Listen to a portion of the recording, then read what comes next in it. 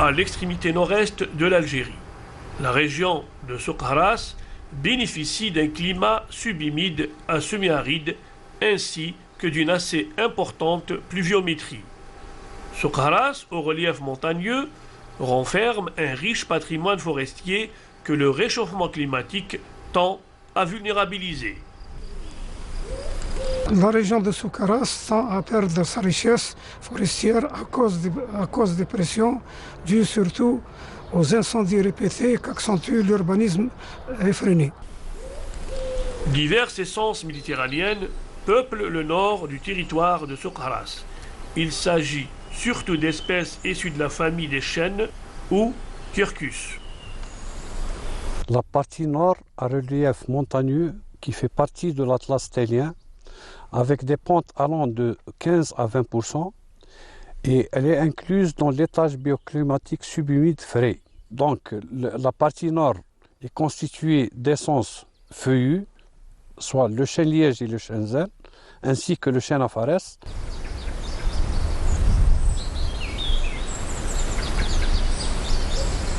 Le chêne afares affectionne les hautes altitudes et résiste au grand froid en période d'hiver.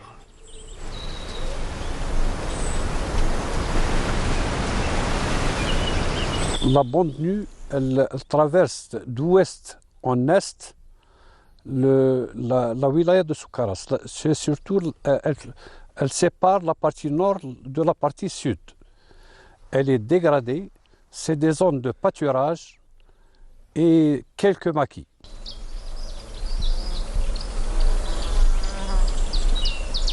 Phénomène géologique, la bande nue est une formation montagneuse qui s'étire d'ouest en est pour séparer la partie subhumide de celle issue du semi-aride. Cette même bande génère des sols rocailleux des plus stériles.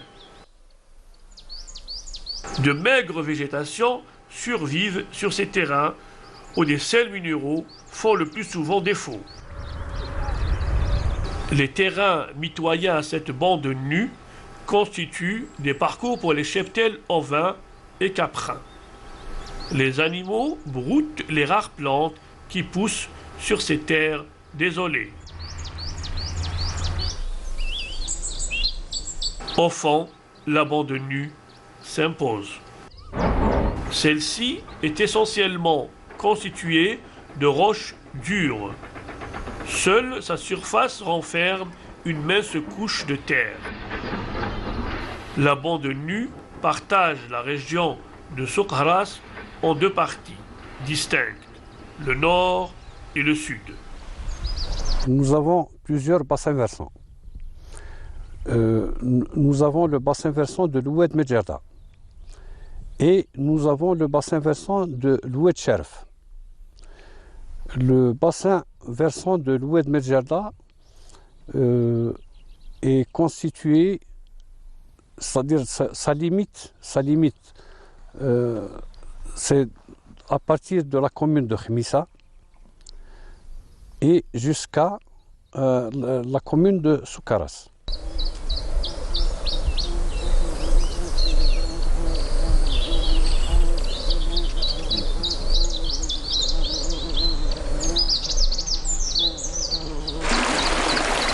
Important cours d'eau, l'oued de la Medjerda trouve sa source au niveau des monts du sud-ouest de Souk-Haras pour terminer sa course en territoire tunisien.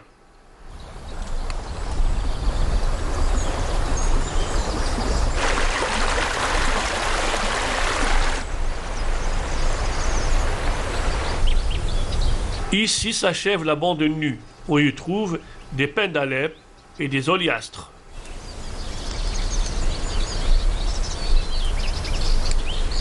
La zénith de Ain Zana,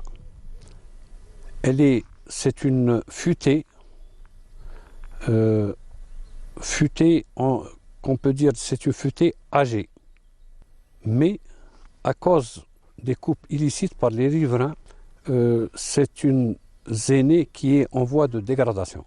D'ici peut-être 15 ans ou 20 ans, si les coupes se répètent à ce rythme, on ne peut pas trouver de zénith comme la forêt de Ain Zana. Subré et Zéné de Ain Zana subissent de fortes pressions anthropiques.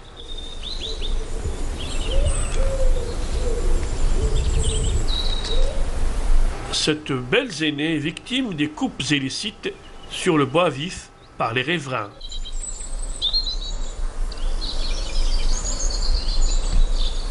Défrichement et surpâturage sont parmi les agressions que cette forêt ne cesse de subir régulièrement.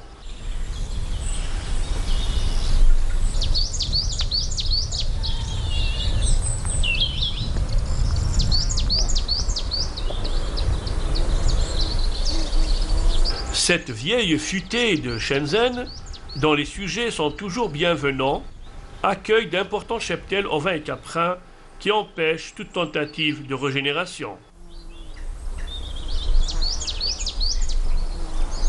Cette forêt mixte est aussi victime d'incendies répétés.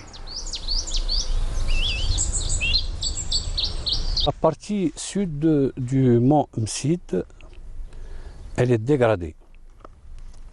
Elle est dégradée à cause du surpâturage. Par contre, la zone nord, elle commence à se dégrader, toujours à cause du surpâturage et des coupes illicites. On doit les protéger. On doit les protéger par des travaux, soit de surveillance, de reboisement et d'entretien.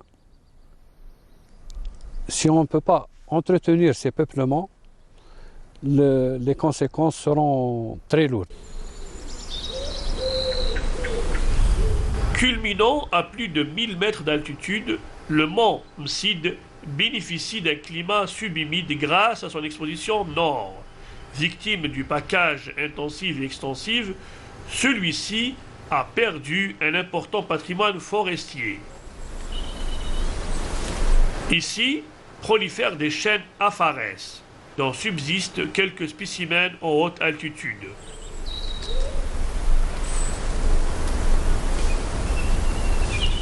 Au niveau de l'étage moyen de Djebel Msid, le chêne-liège semble souffrir encore des séquelles des incendies répétés. La partie de Oued Mogras, elle est limitée par... elle est traversée par le Oued Medjerda. La partie sud, elle est composée de sols calcaires avec des espèces de chênes verts et de pins d'Alep. C'est une zone très accidentée.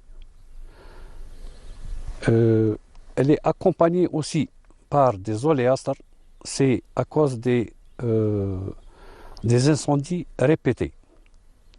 Par contre, la zone nord de l'Oued Medjerda, il y a le chêne-liège et le chêne-zen. C'est des sols gréseux, des sols podzoliques qu'on trouve dans toute la bande frontalière, reliant Ain Zana à Fejl Ahmed, puis Mshrouha et Bni Salah. À même les sols calcifuges de l'Oued Medjerda évoluent des oléastres et des résineux. Là-bas, les terrains ont été mis à mal par les feux et autres défrichements. Des maquis poussent en compagnie d'oléastres entaillis. Plus haut de Oued de Mogras, on y trouve de vieux chênes-lièges. À quelques encablures de la frontière tunisienne, la belle forêt de chênes-lièges de Mogras a été dévorée par les incendies.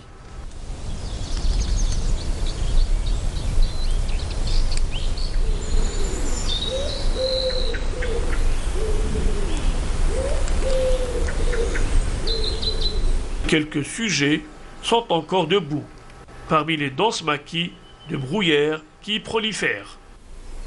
De pans entiers de cette forêt mixte de chêne-liège et de chêne-zen ont disparu à cause des incendies répétés. La subrée de la réserve de Bni Salah, elle a subi des incendies. Je peux dire que c'est des incendies répétés, mais à moindre risque que les autres subrées. Elle est en général bienvenante, que ce soit la subrée ou bien le chêne-zen. C'est une forêt bienvenante, le chêne-zen il est bienvenant, c'est des futaies bienvenantes. Le chêne-liège, lui aussi, c'est des futaies bienvenantes. Nous avons des cas, des surfaces bien définies qui sont ravagées par les incendies. On doit faire des travaux sylvicoles pour améliorer la production du chêne-liège.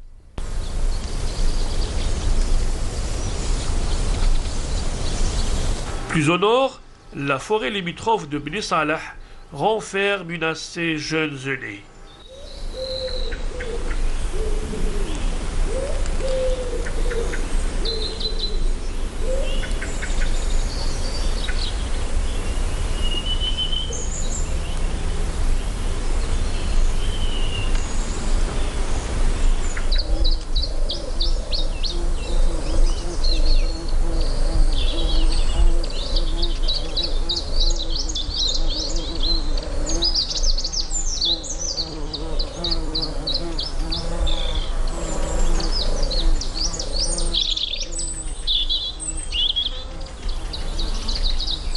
Là-bas, les sujets sont bienvenants. La régénération donne de jeunes chênes que protègent de nombreux maquis.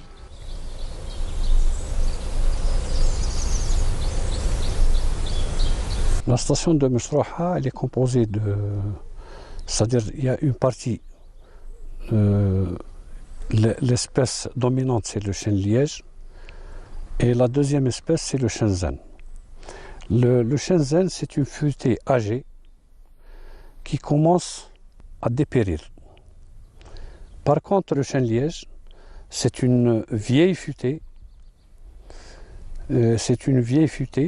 mais elle est bienvenante. Nous avons aussi travaillé, nous avons fait un projet de reboisement de chêne-liège sur une surface de 135 hectares et qui a donné de bons résultats. Nous avons un taux de réussite plus de 90%. Donc c'est une station qu'on peut voir et qu'on peut apprécier.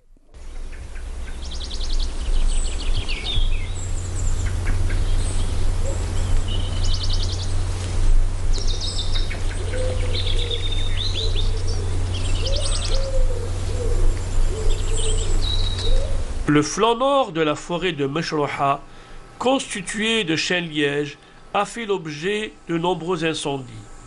Seuls quelques sujets ont résisté au désastre des feux.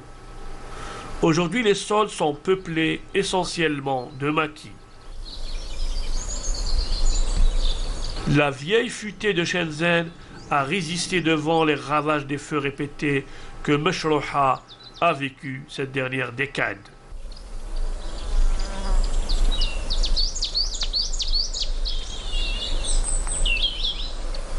Les riverains et certains touristes occasionnels ont mis à mal cette belle forêt qui tend à vieillir.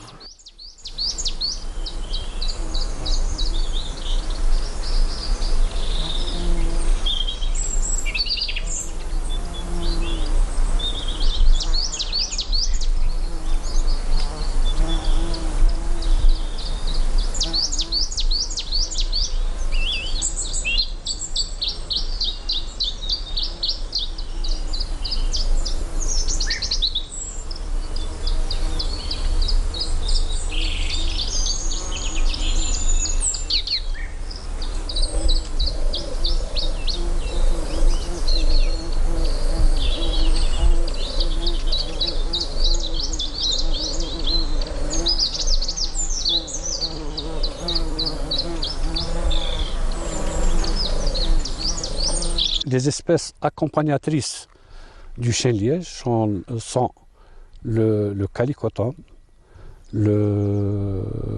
l'arance, le cyste, l'arbousier, la myrte, la filaria. C'est en général ces espèces, la bruyère arborescente, c'est ces espèces qu'on trouve, c'est-à-dire ces espèces qui accompagnent généralement le chêne-liège. C'est une curiosité botanique. On le trouve généralement dans les bas-fonds ou dans les expositions nord. Il accompagne généralement le chêne, mais c'est-à-dire du point de vue densité, la densité est très réduite. C'est-à-dire on le trouve dans quelques stations bien définies. Il s'agit bel et bien de merisier.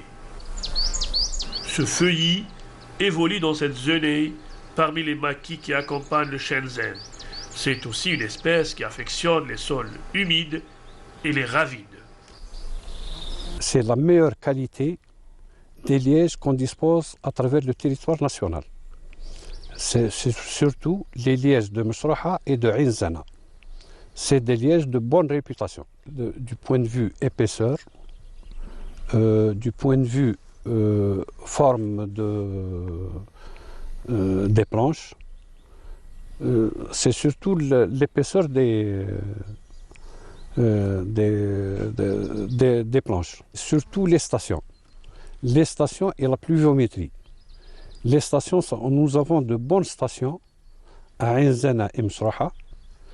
Et du point de vue, c'est le même sol. C'est des sols podzoliques. C'est les mêmes sols qu'on trouve dans la wilaya de Sougahras, qu'à Guelma et Ertarf. C'est les mêmes sols.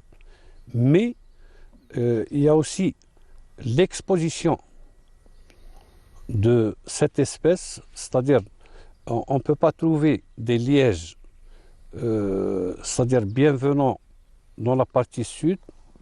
Par contre, dans la partie nord, elle est meilleure que la partie sud.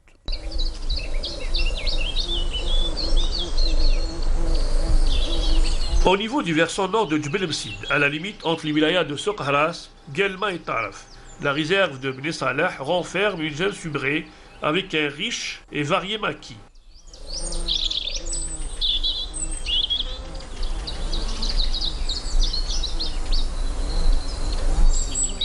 Épargnée par les feux, celle-ci se mélange à des chênes.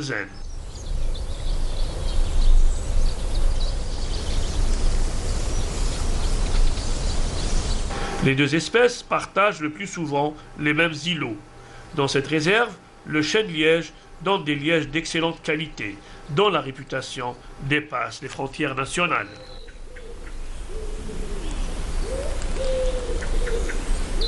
La subrée, en général, a subi plusieurs incendies. Et à cause de ces incendies, ce patrimoine commence à se dégrader. Il se dégrade de plus en plus à cause des incendies répétés, du surpâturage, et on ne peut pas faire des aménagements adéquats et on ne peut pas les suivre annuellement. Le relief accidenté de cette région rend difficile les travaux sylvicoles. Le package intensif et extensif, malgré son interdiction dans les forêts, demeure un phénomène courant qui vulnérabilise les végétations et freine sa régénération.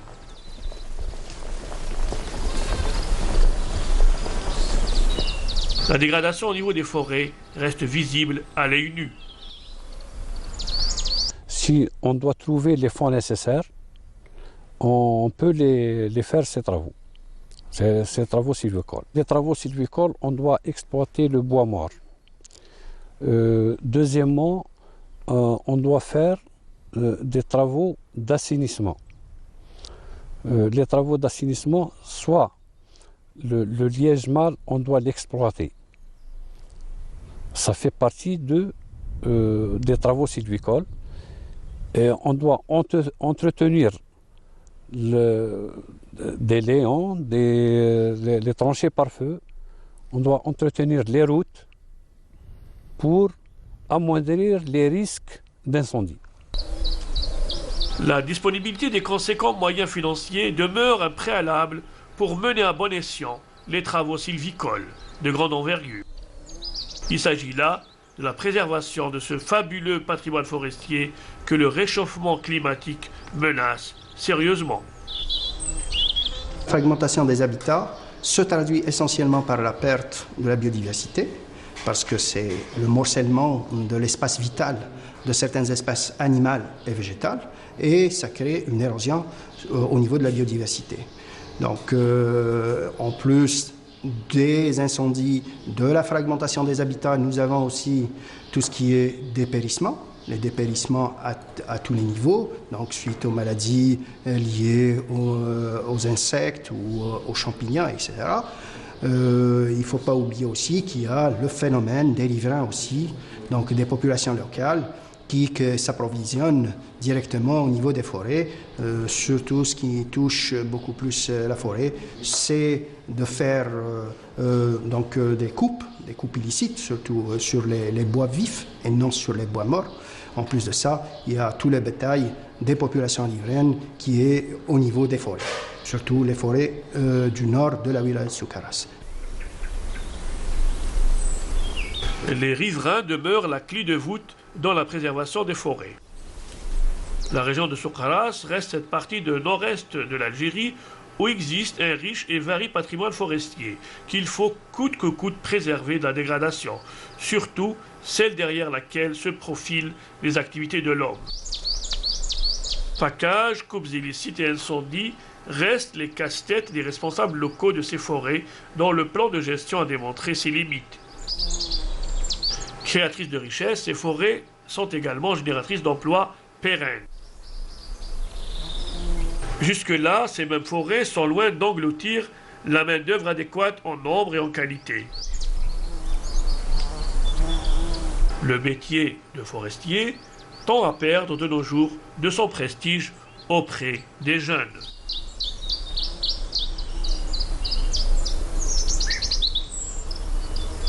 Par ailleurs, la région de Soukharas renferme également une petite cédrée, aujourd'hui menacée de disparition à cause des multiples pressions qu'exercent sur elle les riverains. Le package a même cette jeune cédrée et des plus fréquents. Le cèdre n'arrive plus à se régénérer à cause du bétail. La petite cédrée, elle couvre à peu près une surface de 100 hectares. C'est un petit reboisement qui a été fait dans les années 85 jusqu'à 90.